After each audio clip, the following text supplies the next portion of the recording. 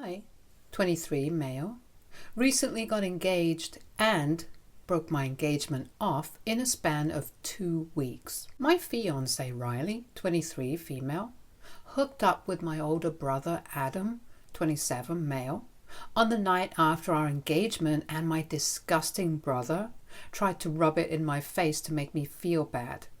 Riley and I had been together for almost 3 years, but she threw it all away for my brother. On the night of our engagement, she told me she was thrilled to be marrying me, but went back on her word the very next day when she hooked up with my brother. I was very upset about it and broke things off through text and blocked her. I also changed the locks on my house so she wouldn't be able to come back home. Riley and I had been living together for the past year, and it had been going really well, so I thought that it was the right time to propose. I never thought that she would end up betraying me for Adam, of all people, because she knows that he and I have an intense rivalry and don't get along at all. My dad passed away when I was a baby in an accident, and I barely have any memories of him. Adam had spent some time with him at least, but I have no recollection of what he was like. Adam never liked me, and growing up he was my biggest enemy. He was always a bully, and my mother, being a single mom, didn't really have time to deal with our sibling rivalry because she had more important things on her mind, like paying the bills and making sure there's food on the table every day. Our uncle, my dad's brother, visited a lot and tried to help out as much as he could. My mother kept in touch with my father's family even after his demise for their sake, because they'd already lost their son. They didn't need to lose their grandkids too. My uncle was pretty much the only father figure I have ever known, and he still is my go-to person.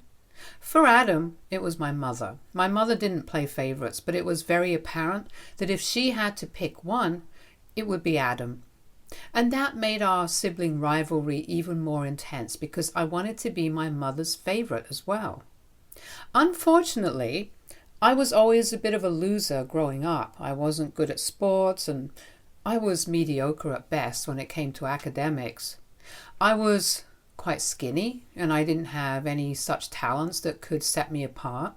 So I was always very insecure about basically everything, and that made it very difficult for me to talk to people, make friends, and be popular.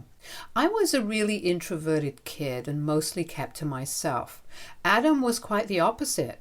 He played sports and was great at it. He wasn't too bad academically either, and he had a very different physique from mine, big and sturdy because of his athletics.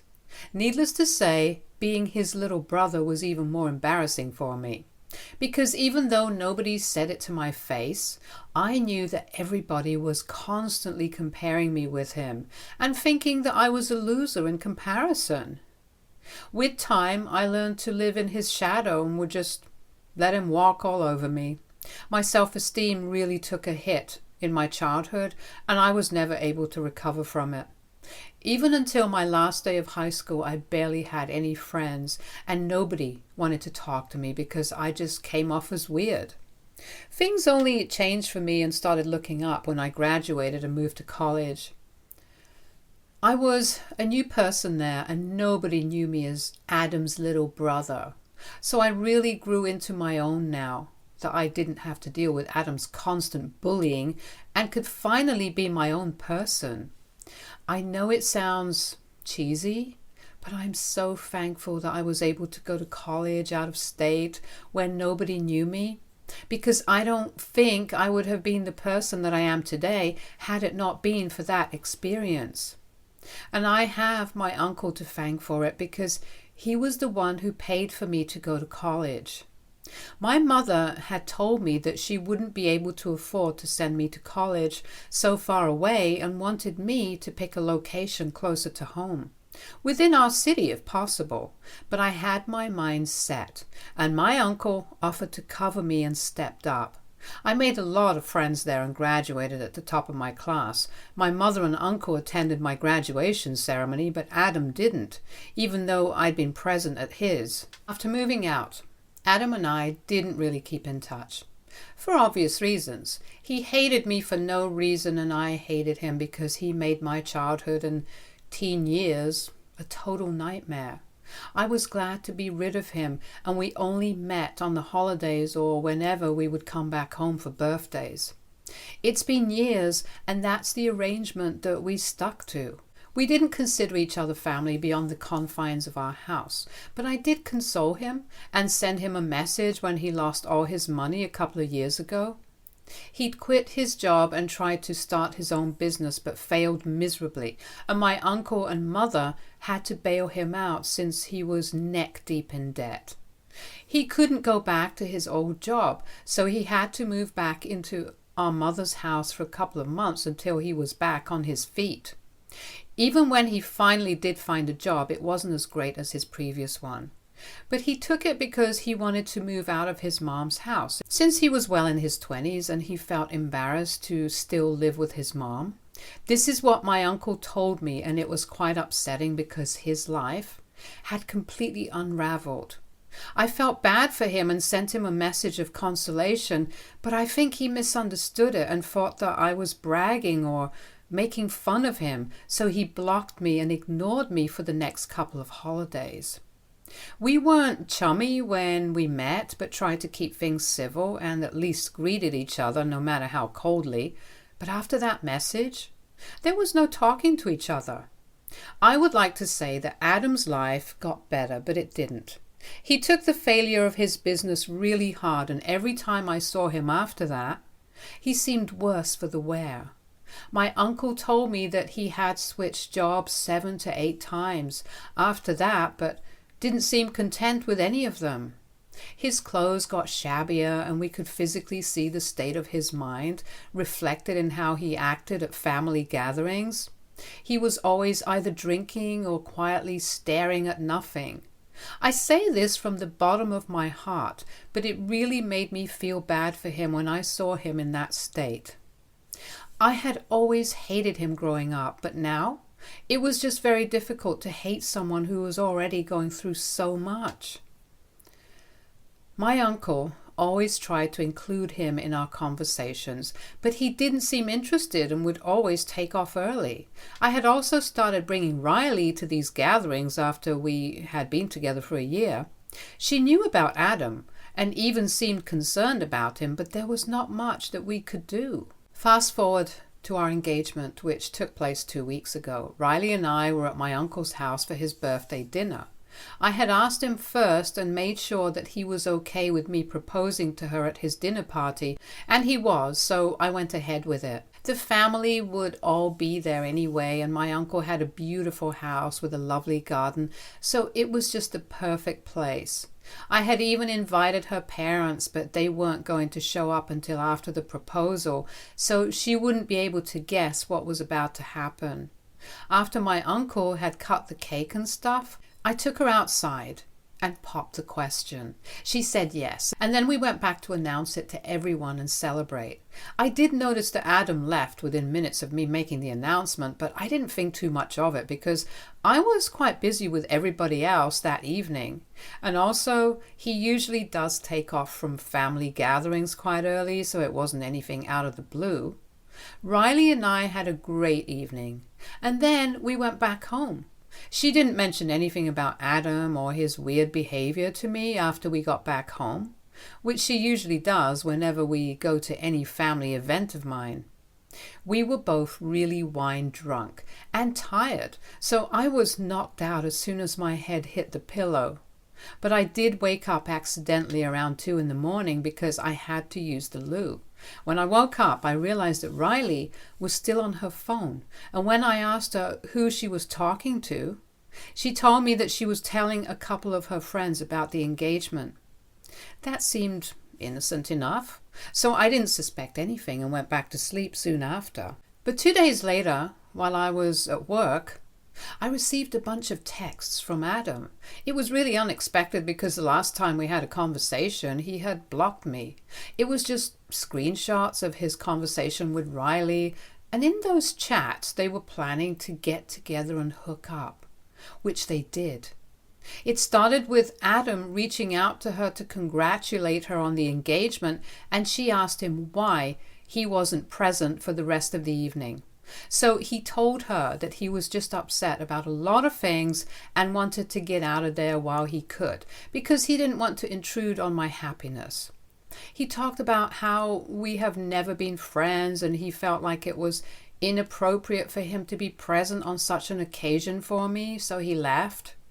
He was making himself look like some sad little puppy who wasn't wanted. But the truth is that I really wouldn't have cared if he stayed for the evening. He only wanted Riley to sympathize with him, so it would be easier for him to manipulate her, and that's exactly what happened. She started consoling him and told him that there was somebody out there for him.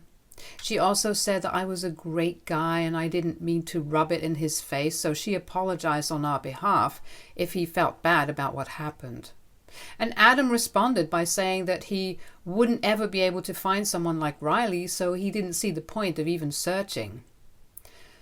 That sly jerk started flirting with her, and she flirted back in kind. And suddenly they were making plans to meet. And I know for a fact that she did go over to his house the night after our engagement, because she told me that she was going to spend the night at her friend's place to tell her everything about the engagement. On top of that, Adam had also sent me pictures of Riley's clothes on his bed, and that was all that I needed to see. It was a sick and disgusting thing to do, and it really caught me off guard. But I took the rest of the day off and went back home immediately after I received Adam's text. I was sobbing uncontrollably, but even with tears in my eyes, I decided to get the lock changed and started packing whatever I could lay my hands on. Whatever I saw and knew that belonged to Riley, I put in a cardboard box, and once I was done, I placed it outside the door. By the time I was done with all of it, it was almost time for Riley to come home. I hadn't seen her since the previous night because she told me that she'd go to work directly from her friend's place. But of course, now I know that she went to work from Adam's house.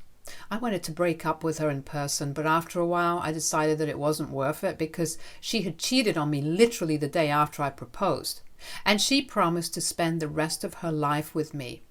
I was very upset, so I decided to end it through text. I sent her a message saying that I knew that she had hooked up with Adam, and I didn't want to be with her anymore. I told her that she disgusted me, and said that all her stuff was right outside the door, so she could just grab the box and go because I didn't want to see her. If she had left anything at home, then she could come back later and collect it. I told her that we were over, and then sent the message and blocked her. A few minutes after I sent that text, Riley was at my doorstep, knocking and begging me to let her in. She was devastated, and I could hear it in her voice. She was begging me to give her a chance to explain herself and kept telling me that she knew she had made a huge mistake, but she just wanted me to hear her out. It went on for about half an hour, and it was incredibly difficult for me to keep my calm and ignore it. But after she had tried everything, right from crying to manipulation and back to begging, she finally left. Just to be on the safe side, I still didn't open the door for about 1 hour after the begging stopped to make sure that she still wasn't waiting outside. Once I was sure she was gone, I ordered some takeout, had dinner, and then tried to go to sleep, but I was so upset that I couldn't bring myself to close my eyes. I wanted to do something big to get back at Adam and really teach him a lesson, but I couldn't think of anything. I kept brainstorming on my own for a while, and when nothing came to me, I decided to take the easiest way out and just forwarded those screenshots to everybody in the family saying, "This is what my dear brother Adam did to me." And then I turned my phone off and went to sleep. I honestly didn't have a plan in mind, and I didn't even set forth any conditions to my relatives. So whatever they did, it was of their own volition, and I had absolutely no part to play in it. Everybody in the family responded with sympathy and told me that they had blocked him and were going to cut him off from everywhere. Everybody was in shock after they got to know what Adam had done to me and reached out to console me, except for my mom. She didn't talk to me in the first couple of days after I sent everybody that message. But she visited me a few days later and she looked very upset. I knew that she wasn't going to sit and console me like the others. I was right, because she had visited me to talk to me about my actions. She told me that she could understand that I was upset with Adam for whatever he did, and rightfully so. But even then, I should have refrained from publicizing the incident. Her reason was that Adam was already suffering so much because he was a grown man living hand to mouth with a failed business and no prospects in his love life either. He would have a few flings here and there, but there was nothing permanent, and it was especially sad because he was a really promising young man when he was younger. So nobody could have imagined that he would turn out to be so unsuccessful and sad. I, on the other hand, nobody could have expected me to be as successful as I am today. Be it in my line of work or my relationships, my mom believed that Adam did this out of jealousy, which I already knew. For context, I work in an architecture firm and have a high-paying job. I worked really hard to get where I am now, and if Adam had researched his business properly instead of rushing into it head first, then it wouldn't have failed, and he wouldn't be earning less than half of what I make. But coming back to the point, while my mother was telling me all of this, it almost felt like she was trying to justify what he did. So I interrupted her and asked her if she was actually trying to make it seem okay for Adam to hook up with my fiancé just the night after we got engaged simply because his life was sad and pathetic. She took a minute and then she said that it wasn't okay, but I needed to understand where he was coming from and be a little sympathetic and forgiving. She went on to tell me that the family cutting ties with Adam had hit him really hard and he was miserable. The family get-togethers were the only thing that he had going on for him because he felt embarrassed to be around his friends who were a lot more successful than he was. So he didn't keep in touch with them, and family was all that he had. I was happy about that, and I didn't really care that he was miserable because he had broken up with me and Riley. So he deserved this, and I had no sympathy to spare for him. But my mother believed that I should be the bigger person and talk to everyone to convince them somehow to give him a chance. Not only that, she also wanted me to reach out to him and clear the air. I told her that I was not doing any of it, and she was crazy to even expect that I would reach out to the person who ruined my relationship on purpose. I really just snapped at her. I told her that I knew she had favorites, even though she didn't really make it evident. But she didn't have to rub it in my face and make me feel so awful. I told her that if I had done the same thing to Adam, then she wouldn't have been trying to justify it and make it look like no big deal. She probably would have been all up in arms about it, and I knew that for a fact. She tried to deny it and we started arguing. It turned into a big fight where she got very upset and huffy. She left the house after saying that she wouldn't talk to me until I reached out to Adam and tried to sort things out with him. It's been a couple of days since then, and my relatives have been checking in on me. Mostly it's my uncle who's been texting me daily. Riley also sends me messages from time to time, hoping to win me back or at least have a conversation with me, but I haven't replied to her. I haven't blocked her yet either, but I know that I have to, and I will eventually. The only person that I haven't heard from after our big fight is my mother, and I really feel bad about it. I already mentioned that I knew my brother was her favorite because they always seemed to have some inexplicable bond, even when I was a kid. But my mom never played favorites. That's up until now, at least. I just feel very confused about what she said. I am content with my life right now, and it's not like I'm depressed or whatever, but I do want my mother in my life. But I don't think I agree with her opinion on the whole Adam and Riley situation. So what do you guys think? AITA for sending my family proof of my brother and my fiancé cheating on me? Update 1. The people have spoken and people have been heard. Thank you so much for all the comments on the original post and for reading through it so patiently. I'm glad that so many of you had great advice for me on what to do next and reassured me that I wasn't in the wrong, because my mother saying all that really made me feel that I was somehow out of line for what I did. But evidently, that's not the case, and I have no need to reach out to anybody. I also spoke to my uncle about what my mom said. I hadn't told anybody earlier because this was kind of personal, and I didn't want to discuss this with other people. But my uncle is family, and I felt considerably better after speaking to him. He told me that he had also noticed my mother always favored Adam over me. It wasn't always very obvious, but it was definitely there, and anybody with a brain could tell that she had a favorite, and it wasn't me. He told me that he really felt awful about what happened with me because he knew how strongly I felt for Riley, and yet she didn't think twice before hooking up with Adam in spite of knowing about our relationship. It was upsetting, but there was not much that I could do. And I was honestly kind of okay, since I think that I dodged a bullet there. I haven't moved on from her entirely, but I know I'll get there. That's really not what I'm worried about. However, my relationship with my mother is something that I don't want to lose. But if she acts like this and victimizes Adam, then I don't see a way for us to get along or reconcile. My uncle thinks that I should just give up on it. He said that he knows my mother, and he also knows that she isn't going back down if she believes that she's right. He told me that I shouldn't hold out hope that she might come around and talk to me, because it's quite unlikely, since he has been visiting Adam almost every day ever since our family cut him off. It hurt that she was still going out of her way to look after him, even though I was the one who actually lost a relationship because of him, and quite an important one at that. But I also understand that I can't help the situation, and it is what it is. That's something my uncle taught me, to just accept things and let it go, and I guess that's what I have to do.